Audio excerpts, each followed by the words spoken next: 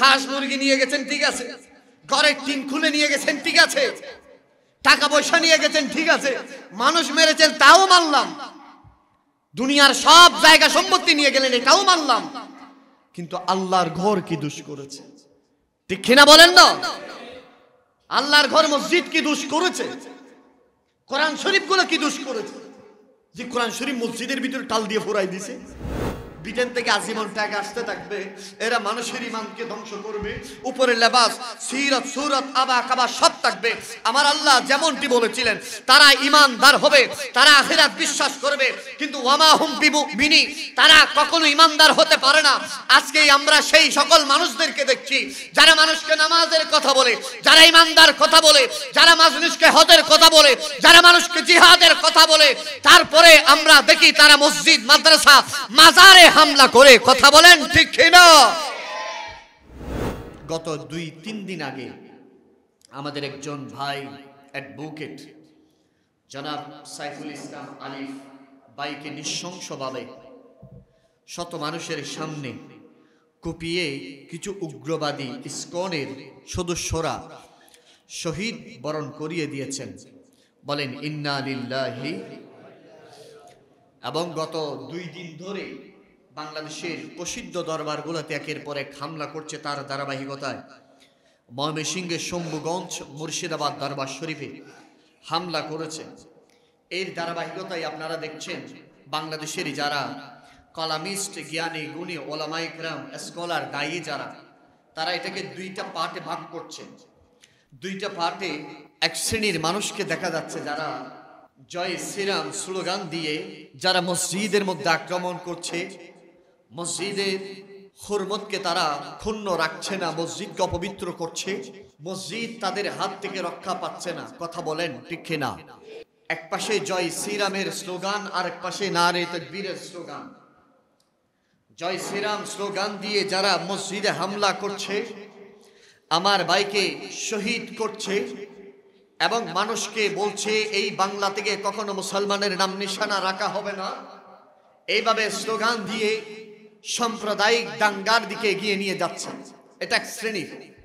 আবার আরেক শ্রেণীর মানুষকে আমরা দেখছি যারা মুখে দাড়ি নিয়ে, মাথায় পাগড়ি পরে, মাথায় টুপি পরে, বিরাট জুব্বা পরে, যারা নারে তাকবীর আল্লাহু আকবারের স্লোগান দিয়ে, তৌহিদি জনতা বলে বলে স্লোগান দিয়ে দিয়ে যারা নিজ দেশ, কেউ ইয়েমেন থেকে, কেউ শাম থেকে, কেউ আরব থেকে, কেউ মিশর থেকে, কেউ বিভিন্ন আরব কান্ট্রি থেকে নিজের মা বাবা দেশ সব ছেড়ে এই মক রাজ্যের মাঝে, আরাকান এই দেশে, এই ভূখণ্ডে এসে যারা ইসলামের জন্য, রাসূলুল্লাহর দ্বীনের জন্য, মানুষকে ইসলাম মুসলমান বানানোর জন্য, দ্বীন ধর্ম শেখানোর জন্য, যে মহান আল্লাহর আউলিয়া কেরাম আমাদেরকে ইসলাম চিনানোর জন্য, মুসলমান বানানোর জন্য, ইমানদার বানানোর জন্য যারা এসেছেন, তাদের মাজারের মধ্যে কিছু তৌহিদি জনতা নাম দিয়ে মুসলমানের নাম ভাঙিয়ে কিছু উগ্রবাদীরা মাজার, মসজিদ,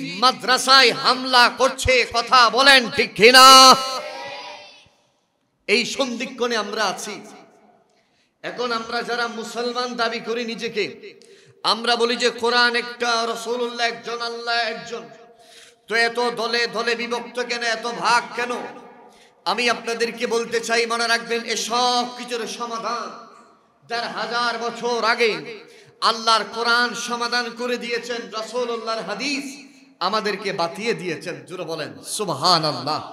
সেই ধারাবাহিকতায় কোরআনুল কারীমের 2 নম্বর সূরার 8 নম্বর আয়াতে আল্লাহর কোরআন কি বলে? আসল ফয়সালা কোনো মানুষ থেকে নয়, কোনো মুফতি মুহাদ্দিস থেকে নয়, কোনো পীর বুজুর্গ থেকে নয়, আমরা কোনো রাজার দরবার থেকে ফয়সালা নয়, কোনো বড় পয়সাওয়ালা থেকে ফয়সালা নয়, আমরা ইমানদার মুসলমান মুমিন মুত্তাকি, আমরা ফয়সালা নেব আল্লাহর কোরআন থেকে। ঠিক কিনা বলেন না? আল্লাহর কোরআন বলছেন, শুনেন কি বলছেন। আউযু বিল্লাহি মিনাশ শাইতানির রাজীম, বিসমিল্লাহির রহমানির রহিম। ওয়া মিনান নাসি মান ইয়াকুলু আমান্না বিল্লাহি ওয়া বিল ইয়াউমিল আখির ওয়া মা হুম বিমুমিনিন। আমার আল্লাহ বলছেন কোরআনুল কারীমের মধ্যে, হে আমার বান্দারা শুনে রাখো, এমন কিছু লোক, ওয়া মিনান নাসি মান ইয়াকুলু আমান্না বিল্লাহি, এমন কিছু লোক ও আমার বান্দারা তোমরা দেখবা যারা নিজেরা বলে যারা নিজেরা বলে বেড়ায়, জবানে বলে, আরে শুনে রাখো আমরা আল্লাহ এবং শেষ দিনের ওই আল্লাহর উপর বিশ্বাস রেখেছি এবং কিয়ামতের ময়দান যে হবে আখিরাতের উপর আমরা বিশ্বাস রাখি। এবং আমার আল্লাহ বলতেছেন, তাদের পরিচয় করিয়ে দিচ্ছেন, ওয়াবিল ইয়াউমিল আখিরি ওয়া মা হুম বিমুমিনিন, তারা আখিরাতের প্রতি বিশ্বাস রাখবে বলে, কিয়ামত হবে সেটা বিশ্বাস রাখবে বলে, আমার আল্লাহ যে ধরাশয়ী করব সেটার বিশ্বাস রাখবে বলে আমার আল্লাহর কোরআন বলছেন, ইয়াউমা ইয়াফিরুল মারউ মিন আখি ওয়া উম্মি ওয়া আবিহি, যেদিন কেউ আপন হবে না সেটার বিশ্বাস রাখবে বলে তারা মানুষের জনে জনে বলে আমি ইমানদার, আমি আখিরাতের উপর বিশ্বাস রাখি, আল্লাহ যে একজন মানি, কিয়ামত হবে সব কিছু মানি।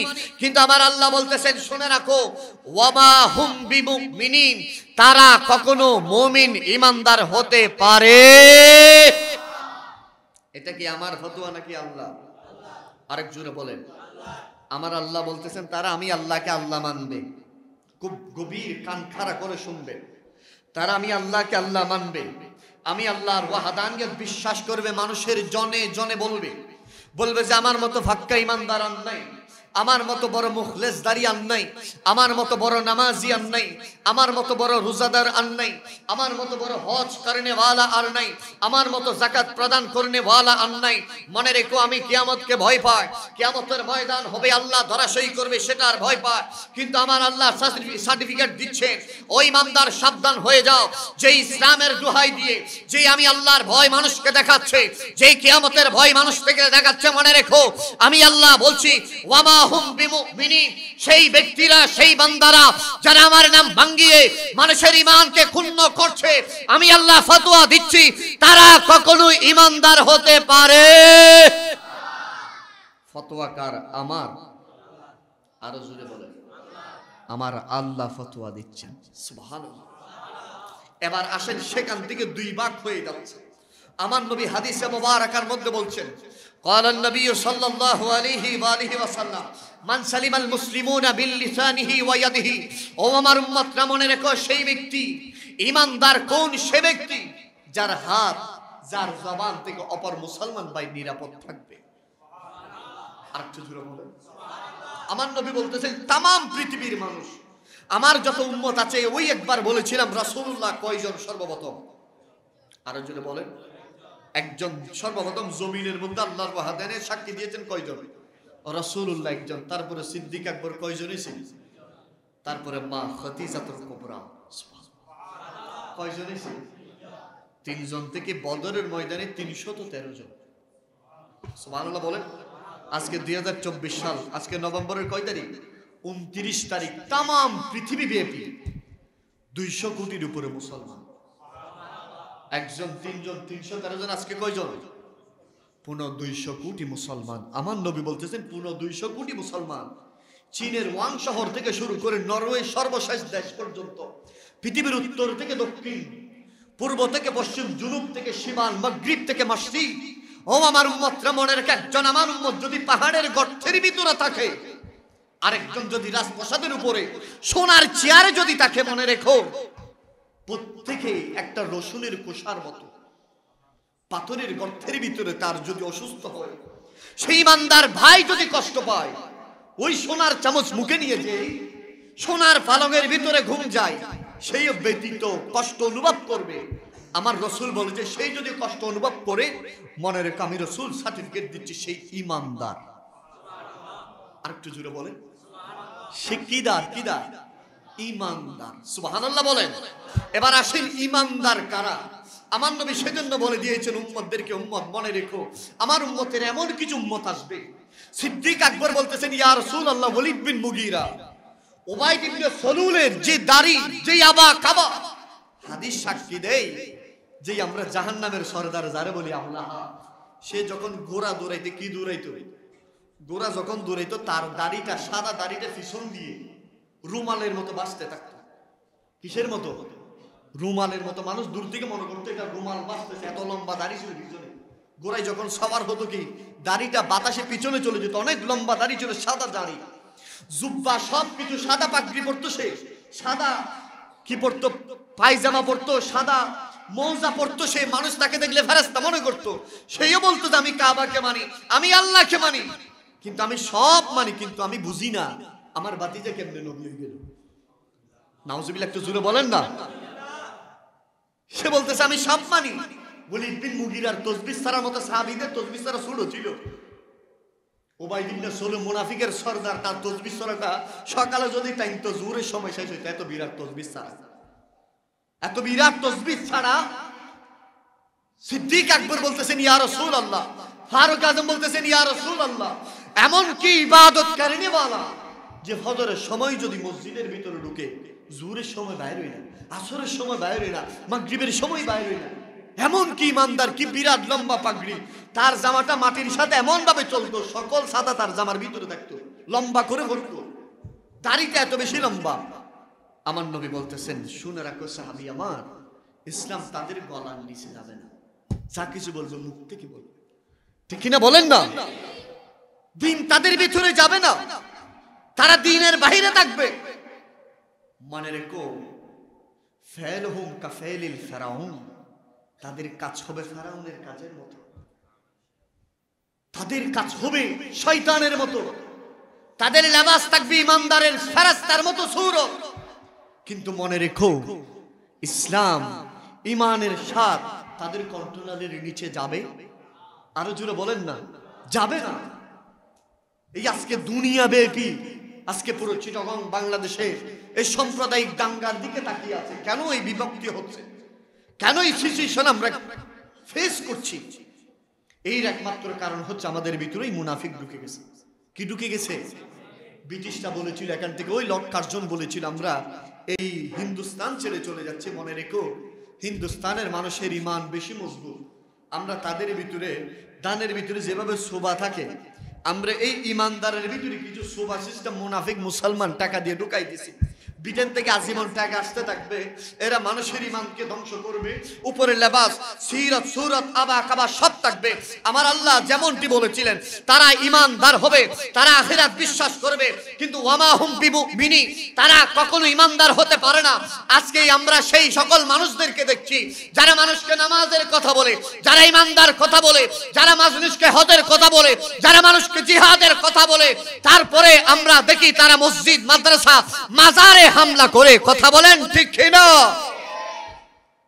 তারা এই সুযোগটা করে দেওয়ার কারণে, এই সুযোগটা করে দেওয়ার কারণে চিটাগং এই পুরো ভূখণ্ডে, এই পুরো হিন্দুস্তানের ভূখণ্ডে, আপনারা ইতিহাস ঐতিহ্য দেখলে বুঝবেন এই পুরো হিন্দুস্তানের ভূখণ্ডে ইসলামের চার আগের একটা সূচনা কয়েক জায়গা থেকে, যে এক জায়গা সেটা হচ্ছে চিটাগং।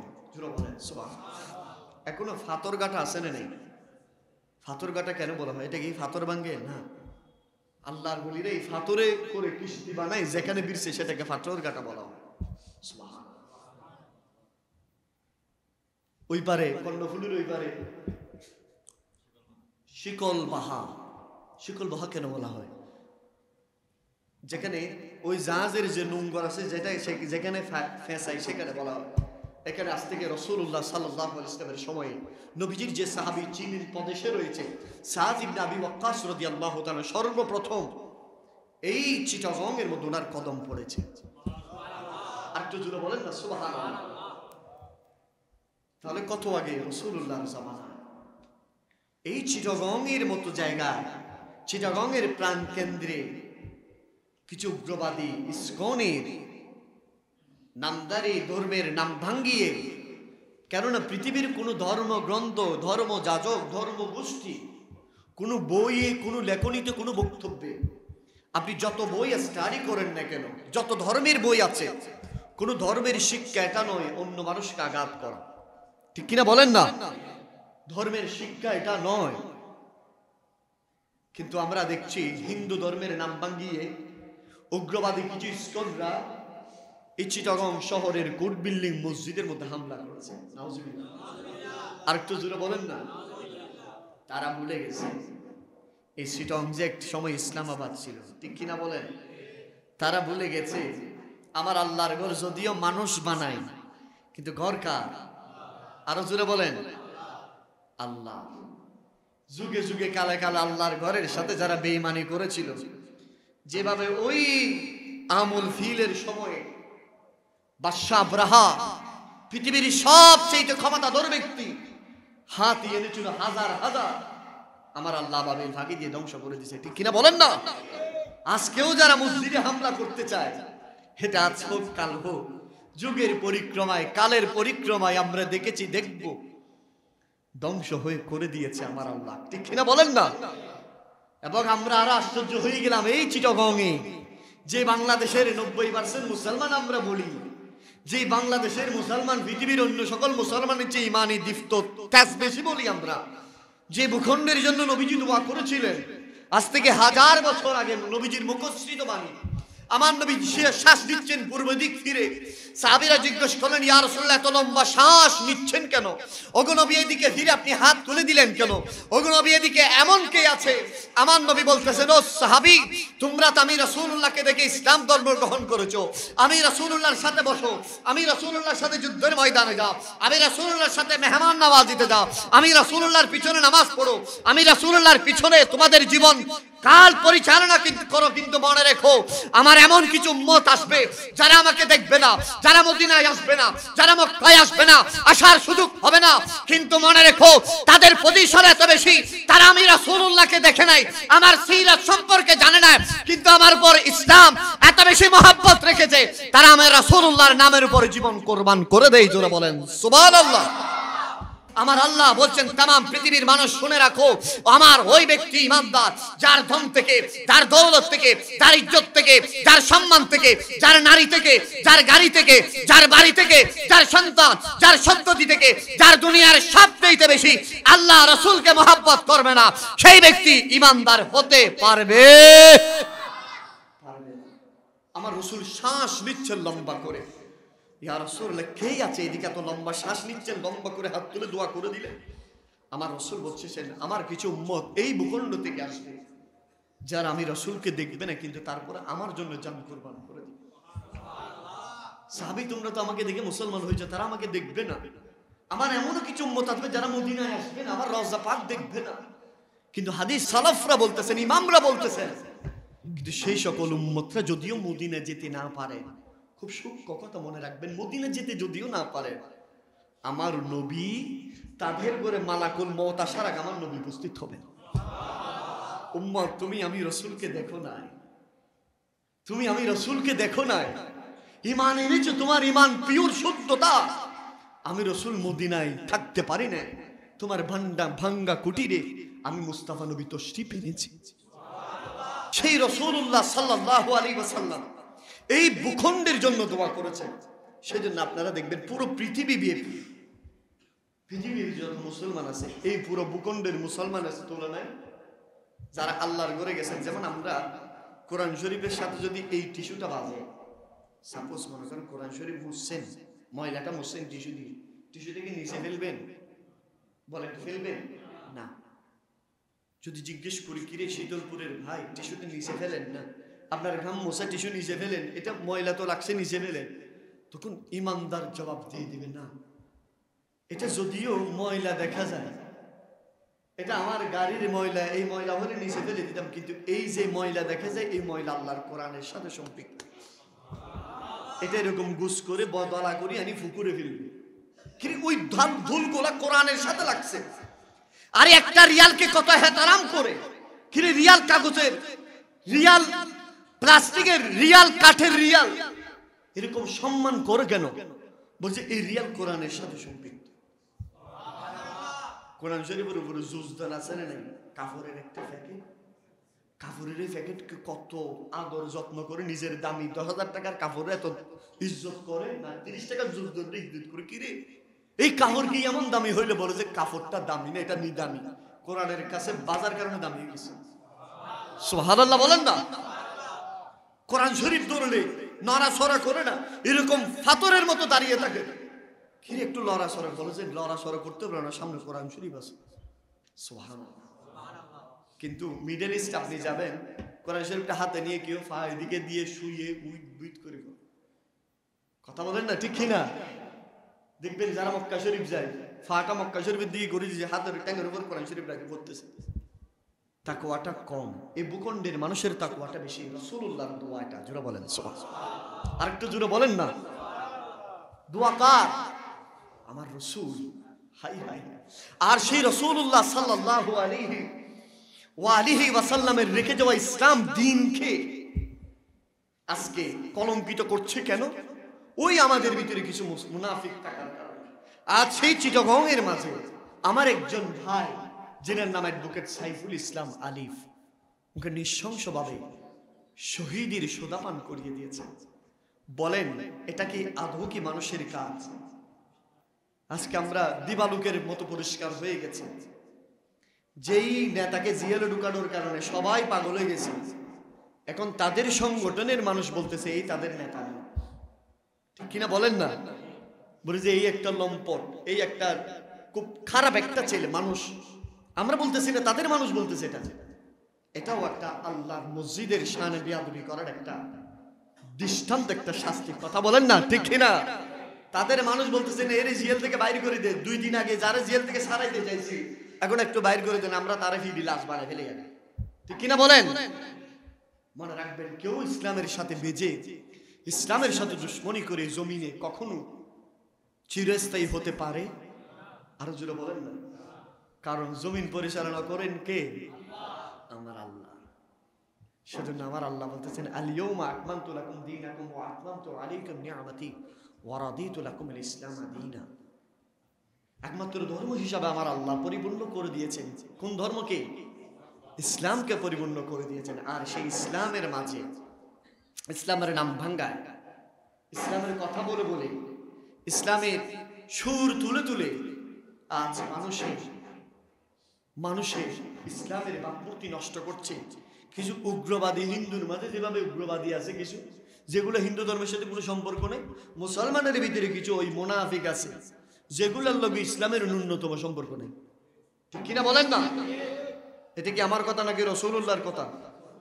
আমার নয় বলতেছে, সে ব্যক্তি মুসলমান নয় যার হাত পা থেকে অপর মুসলমান নিরাপদ নয়। তাহলে যে এই শম্ভুপুর মুর্শিদপুর দরবার শরীফে যারা হামলা করছে, এদেরকে আপনি কোন অ্যাঙ্গেল থেকে মুসলমান বলবেন? সুযোগ আছে বলার? সুযোগ তো নেই। যেখানে আমি যে বলি যে ঠিক আছে ভাই, ওদের দোষ থাকতে পারে, হাজার দোষ মানুষের থাকতে পারে, তাই বলে কি একটা জায়গায় হামলা করবা, সবকিছু গরু ছাগল লুট করে নিয়ে যাবা, বাতের ট্যাগ পর্যন্ত নিয়ে যাবা, তরকারি করে গোস্ত নিয়ে যাবা, এটা কি আদৌ কি একজন বিবেকবান মানুষের কাজ হতে পারে? মুসলমানের কাজ হতে পারে?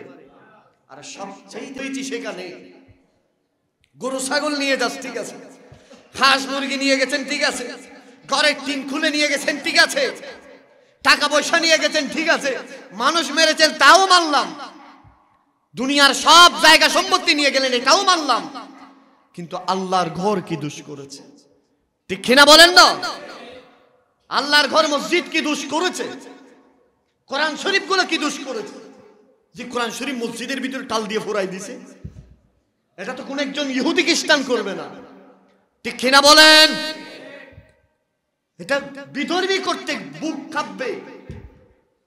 সিটাঙ্গে যে হামলা হয়েছে, বাইর থেকে গ্লাস ভাঙি দিছে, ঢিল মারছে, কিন্তু বিদ্রোহীকে কোরআন পড়ার সাহস পাইছে না। এই জানোয়ার গুলা, এই যারা মুসলমানের নাম ভাঙ্গায়, মসজিদ মাদ্রাসায় মাজারে হামলা করে, এগুলো হিন্দুর যে নিকৃষ্ট, ঠিক কিনা বলেন না? হিন্দু জীবনে মসজিদের মধ্যে কোরআন শরীফ পড়বে না, এত স্পর্ধা তার হয় নাই। কিন্তু মুসলমানের নাম ভাঙ্গিয়ে মসজিদের ভিতর কোরআন শরীফ সবগুলা টাল দিয়ে কোরআন শরীফ পুড়ে দেওয়া, মসজিদের মাইক খুলে নেওয়া যাওয়া, ফ্যান খুলে নিয়ে যাওয়া, এটা তো কি মুসলমানের কাজ? আরো জোরে বলেন। হাই, এগুলো দেখতেছি হৃদয়টা কেঁপে উঠতেছে। আমরা ভিডিও দেখার পরে হৃদয়টা কেঁপে উঠতেছে, চোখ বেয়ে পানি ঝরতেছে। আর তারা যে কাজগুলো করছে, এক বিন্দুও হৃদয়টা কাঁপে? যে যার উপর কোরআন শরীফের তুষ দিয়ে ফাঙ্কা খুলে নিয়ে গেছে, কেমন জালিম হলে, কেমন বর্বর হলে এই কাজগুলো করতে পারে? এখন আপনারা বলেন, এদেরকে কি মুসলমান বলা যাবে? আরো জোরে বলেন। এদেরকে মুসলমানের কোন সিটে ফুটা এদের ভিতরে আছে? মুসলমানের সিটে ফুটা তো নেই। আর মুসলমানের সেজন্য আমার আল্লাহ বলতেছেন, তোমরা দাড়ি টুপি আবাকাবা দেখে দূর দিও না। তারা বলবে যে ওয়ামিনান নাসি মান ইয়াকুলু আমান্না বিল্লাহি ওয়া বিল ইয়াউমিল আখির আল্লাহকে বিশ্বাস করে, আখিরাতকে বিশ্বাস করে, তারা বলবে যে না, এখানে দুনিয়ার সব কিছু হয়, আমরা জিহাদের জন্য নেমেছি। আমার আল্লাহ বলতেছেন না, তোমরা তাদের দিকে যাইও না। ওয়ামা হুম বিমুমিনিন, তারা ঈমানদার নয়। তারা কি নয়? ঈমানদার নয়। ঈমান তাদের দিল থেকে বের হয়ে গেছে। খুলসে মানুষ আছে, খুলসে ঈমানদার আছে, ভিতরে আবু লাহাবের চরিত্র, ঠিক কিনা বলে? ভিতরে আবু জাহেলের চরিত্র।